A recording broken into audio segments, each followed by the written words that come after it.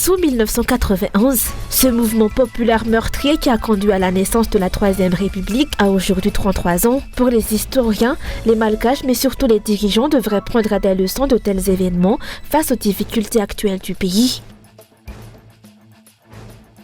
Du côté de l'opposition, la lutte continue face à l'inefficacité du régime en place. Le chef de l'opposition à l'Assemblée nationale a demandé à Marc Ravalman de candidater au poste de maire de la commune urbaine d'Antananarivo lors de la célébration du 5e anniversaire du RMDM.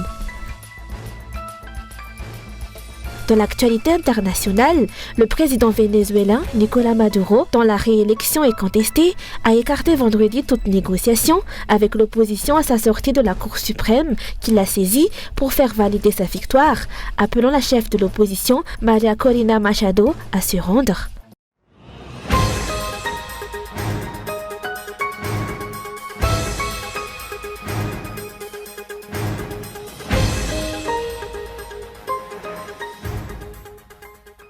Le chef de l'opposition à l'Assemblée nationale, Sitin Ranjana Solniek, a demandé à l'ancien président Marc Ravalman de candidater au poste de maire de la commune urbaine d'Antananarivo lors de la célébration du 5e anniversaire du RMDM, Rudben Panouechawan Démocratie de Madagascar, qui s'est tenue aujourd'hui à Bel-Air, la plateforme Frensakine qui va participer activement aux prochaines élections communales. Pour continuer la lutte et mettre un frein à ce régime inefficace, ainsi que de revitaliser le peuple malgache, fatigué et découragé, nous vous demandons, président Marc Ravalman, de vous présenter en tant que candidat au poste de maire de la commune d'Antananarivo. L'ancien président Marc Ravalman a répondu en indiquant qu'il prendra une décision en temps voulu à ce sujet. Il a toutefois affirmé qu'il ne se détournera pas de ses responsabilités. J'ai bien reçu votre appel concernant ma candidature pour le poste de maire d'Antananarivo et je vous remercie pour la confiance que vous m'accordez. Je ne me détournerai pas de mes responsabilités. Je suis actuellement en pleine réflexion sur cette demande. Je vous ferai part de ma décision en temps voulu. Soyez assurés que je ne laisserai pas le peuple malgache seul dans cette épreuve. Le pays est en crise aujourd'hui et le régime actuel appauvrit le peuple. Chacun devrait prendre conscience de cette réalité. Aucun progrès ne peut être attendu des dirigeants actuels. La pauvreté à Madagascar ne fera qu'empirer. L'attention du peuple est détournée par la politique générale de l'État, alors que les dirigeants n'ont même pas les ressources financières nécessaires pour la mettre en œuvre. Les Malgaches ne sont pas tous ignorants au point de se laisser tromper par de telles déclarations. Tout d'abord, où est l'argent nécessaire pour les mettre en œuvre? Nous savons que le budget de l'État a été considérablement réduit. Par conséquent, il est peu probable que des projets significatifs puissent être réalisés d'ici la fin de l'année. Même l'organisation des élections communales suscite des doutes. Avons-nous le budget pour cela? Une lettre d'engagement du gouvernement signée par la ministre des Finances et le gouverneur de la Banque mondiale, qui engage tous les Malgaches, a indiqué que le budget de l'État sera encore diminué durant 3 ans. Cela signifie qu'aucun progrès tangible ne pourra être réalisé dans le pays. Comme je l'ai souligné dans mon discours, le peuple malgache ne devrait plus rien attendre de ce régime.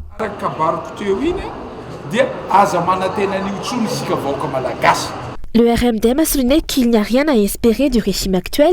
Face aux divers problèmes auxquels le pays est confronté, il a réaffirmé son engagement à œuvrer pour le redressement de la nation.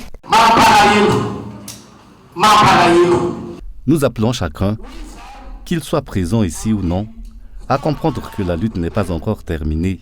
Le pays reste en crise et en difficulté. Ainsi, notre objectif n'est pas seulement de le redresser, mais de réellement sauver Madagascar de la situation actuelle. Rappelons que le RMDM est composé de 21 partis qui ont affirmé que la lutte pour la patrie est loin d'être terminée.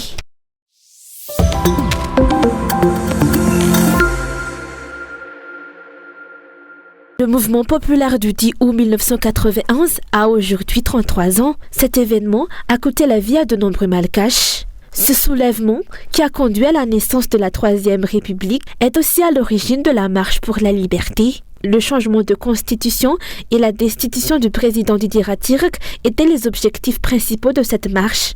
Mais que s'est-il réellement passé le 10 août 1991 ?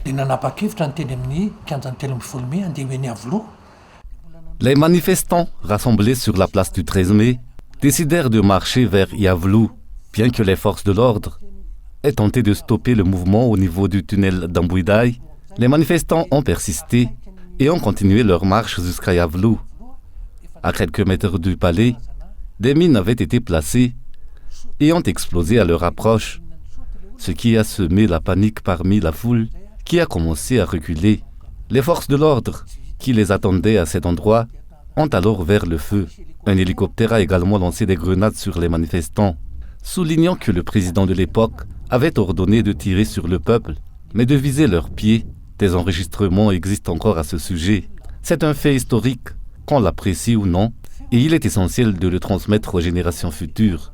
En réalité, le but de cette marche vers Yavlou était de convaincre le dirigeant que le peuple était à bout et qu'un compromis devrait être trouvé. Ceux qui ont participé à ce mouvement cherchaient à forcer le président à accepter de quitter le pouvoir, une tâche loin d'être facile. Lorsque les manifestants ont aperçu l'hélicoptère, ils ont d'abord pensé que le président s'enfuyait, mais en réalité, cet hélicoptère allait lancer des grenades sur eux. Tout cela a conduit à une tragédie.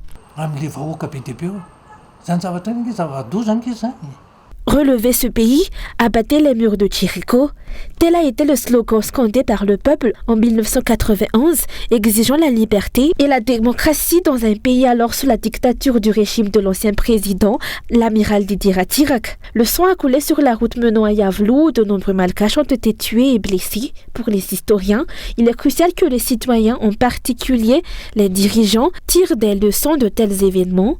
À l'époque, les Malgaches avaient montré une solidarité remarquable.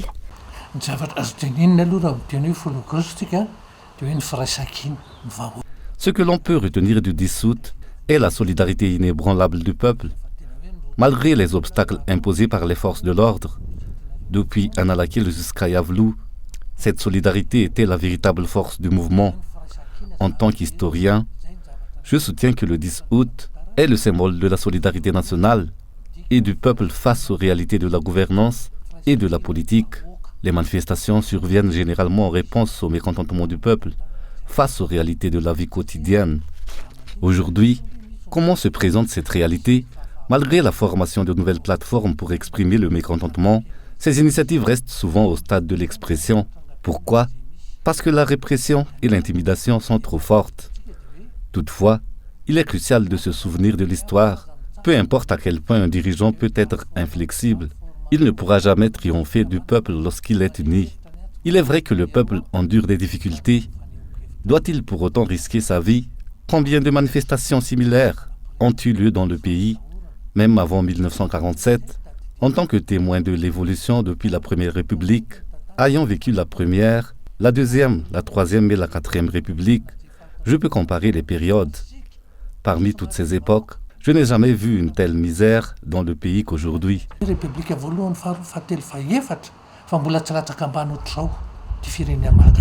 Cet historien a également souligné que les actions de l'armée malgache actuelle dérogent à son rôle comparé à celles de leur époque. Il estime que si les forces de l'ordre accomplissent pleinement leurs devoirs et assumaient leurs responsabilités, le pays ne serait pas dans la situation actuelle. Ce que je sais, c'est que lorsque l'armée prend ses responsabilités, l'ordre est rétabli. Rappelons-nous des événements de 1972.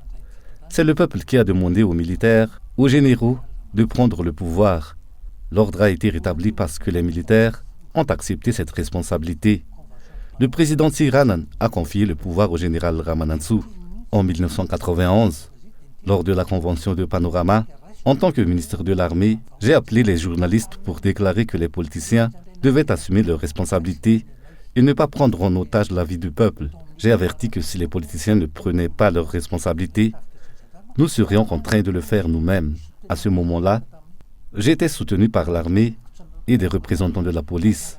Les forces de l'ordre ne sont pas là pour orchestrer des coups d'État, mais pour protéger le peuple, son bien-être et maintenir l'ordre. C'est mon point de vue. Mais il est possible que les avis aient changé depuis. Ceux qui ont conduit le peuple vers le palais Diavlo le 10 août 1991 sont les premiers responsables des morts et la terreur qui ont suivi, car ils ont mené la foule vers une zone rouge. Après ces événements, les leaders de la lutte ont pris les rênes du pays en 1991 lorsque l'amiral Didi Ratcliffe a quitté le pouvoir.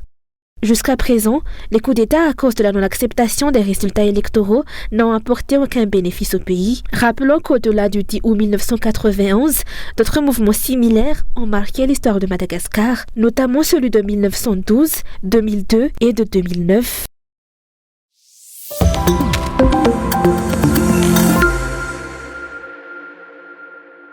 L'application réelle de la politique générale de l'État sur la vie du peuple est floue aux yeux des politiciens, ce qui explique selon eux le recul constant du pays.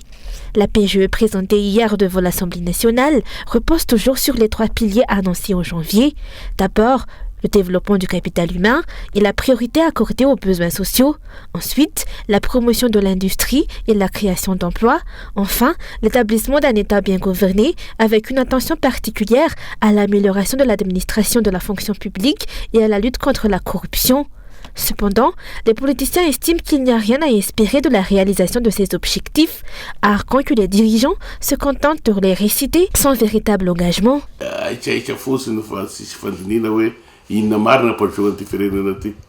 Superficiel, le programme actuel ne prend pas en compte les véritables besoins de Madagascar et de son peuple. Il est élaboré selon des volontés partielles, sans une réflexion approfondie. Quels sont les problèmes réels affectant le peuple qui devraient être intégrés dans le programme? Est-ce la qualité des routes, l'accès à l'eau, l'augmentation du coût de la vie ou l'insécurité? Le pays dispose-t-il de suffisamment d'emplois? Le peuple a besoin de solutions concrètes dans ces domaines, et ils doivent être clairement inclus dans le programme, ainsi que les problèmes de la Jirama et la résolution des difficultés d'approvisionnement en électricité.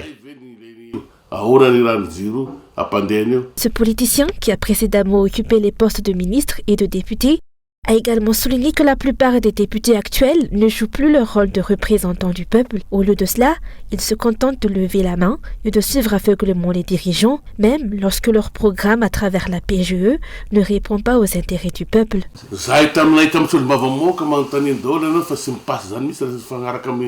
Lorsque nous étions députés, aucune décision ne passait si elle ne répondait pas aux besoins du peuple. Même alors que nous députés Arema étions majoritaires.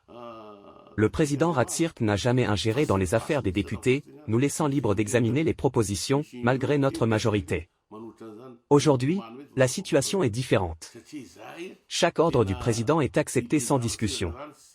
Les députés ne sont même pas conscients des implications des mesures qu'ils adoptent et se retrouvent souvent surpris de leur absence d'impact sur leurs districts respectifs. Le nouveau gouvernement n'a pas encore été formé, bien que la politique générale ait été présentée hier. Les observateurs attendent la constitution de ce gouvernement pour remplacer les ministres qui ont été inefficaces. «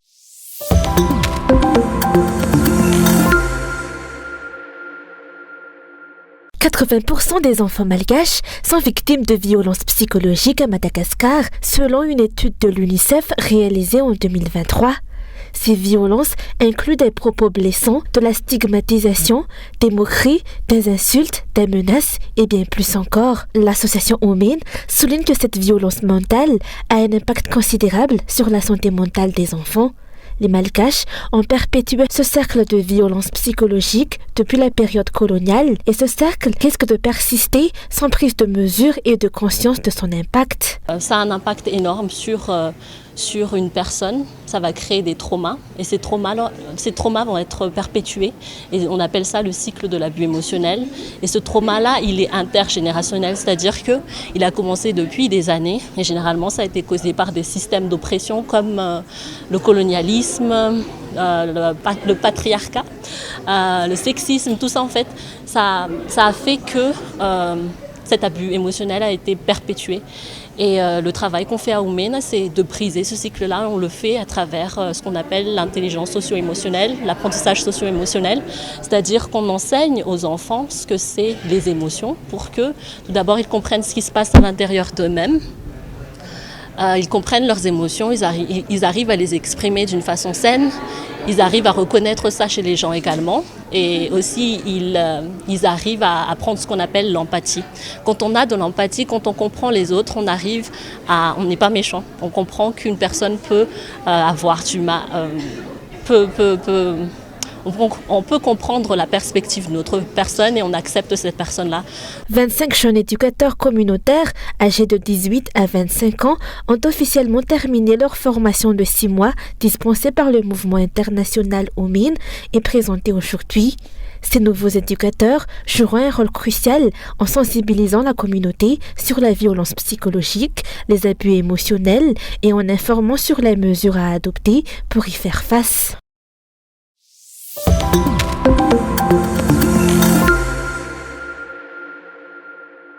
Le VMMM, l'association des femmes malagasy Miaramieng, a poursuivi aujourd'hui sa campagne de vente de fournitures scolaires à prix abordable dans la commune de Tanjombato. Le VMMM mène cette action depuis 9 ans. Nous poursuivons cet effort pour aider les parents qui ont besoin de ces fournitures chaque année. Nous proposons nos articles à des prix très abordables, sans prendre de marge bénéficiaire, car c'est une action sociale. Nous les vendons au prix d'achat des fournisseurs, ce qui crée un écart significatif avec les prix pratiqués sur le marché. Nous continuerons cette initiative jusqu'au 1er septembre.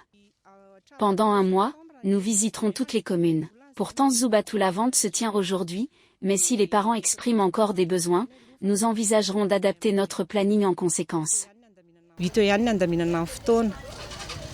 De nombreux parents sont désormais informés de l'initiative et viennent consulter les articles proposés. Selon eux, les prix des fournitures scolaires proposées sont plus abordables que ceux observés dans d'autres commerces.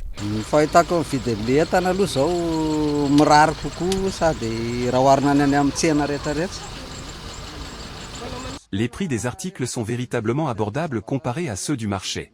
Nous tirons parti de cette initiative en raison de l'écart significatif entre ces prix et ceux pratiqués ailleurs. Voilà pourquoi nous sommes ici.